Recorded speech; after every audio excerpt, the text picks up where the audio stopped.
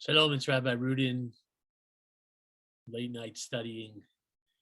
And I just, even though Purim is already over, I just can't help but go back over the book again and try to continue to be amazed by it and continue to be puzzled by it and intrigued by it. And there's not a day, there's not a moment that you read Torah that you don't discover something. If you think about it, that just pierces the heart and the mind, and it's amazing. So I'll just share very briefly. There's something I've always been confused about in the Talmud that talks. It says that anybody kol haomer davar b'shem omro mevi geula leolam. Whoever says something in the name of the person they heard it from brings salvation to the world, brings redemption to the world. And I've always kind of thought isn't that like, basically always be sure to name drop, like I heard this one from, I learned this from, and why should that bring, what is that? What does that mean? It brings redemption to the world. And so by way of example, the Talmud, actually the Mishnah uses the following. So I'm just going to show you the text and explain it really fast. This is from chapter 2 in the Megillah. And so it says that from chapter 2, the well-known story, in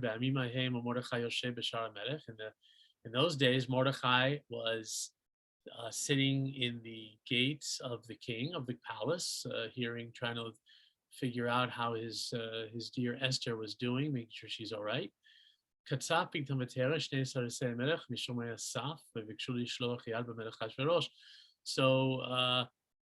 the two of the bodyguards of the king who were guarding decided they were going to assassinate the king. And Mordechai found out. He heard the plot being hatched, according to the Vilna Gaon, the writing in 1720, that there was a plot to poison the king. Esther Hamalka, and Esther Hamalka, he told Esther. Mordechai gave word to Esther that this plot to kill the king was afoot. But Toma Esther Lamelech b'shem Mordechai, and Esther told the king in the name of Mordechai. Vayivakshu davar, vayivakesh davar, and it was checked out. Vayimatzeh, and it was found to be true. Vayitlu shnehem aretz, and they were both executed.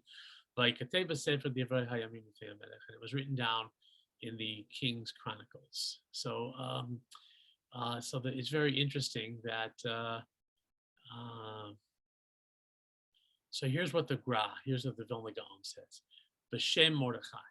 So Esther made sure that when she told the king about the plot, she goes, in the name of Mordechai the Jew. Right? I heard this from Mordechai the Jew.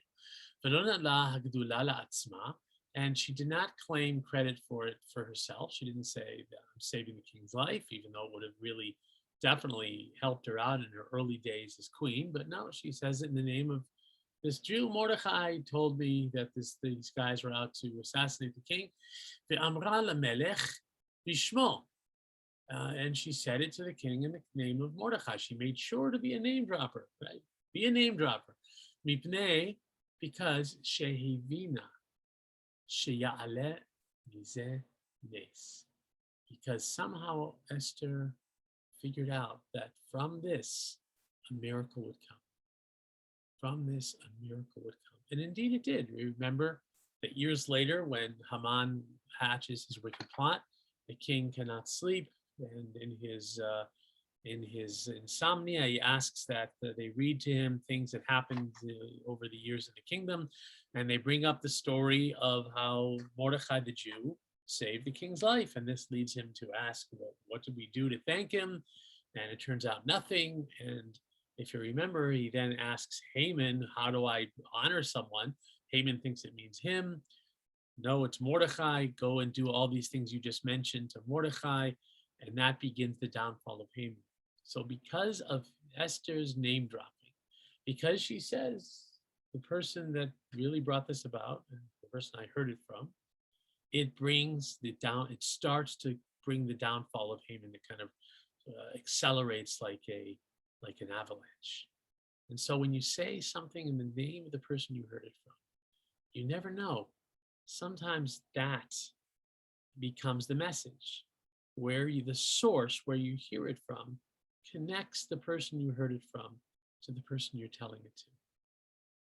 It builds a bridge of minds, a bridge of hearts, more than just the content of the thing.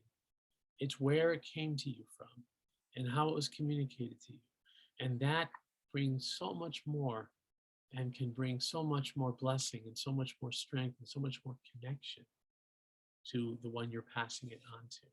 And just imagine, if you said someone, I heard, you say to your child, I heard that, or if you say, I heard from my father, my mom, and I wanted to pass it on to you.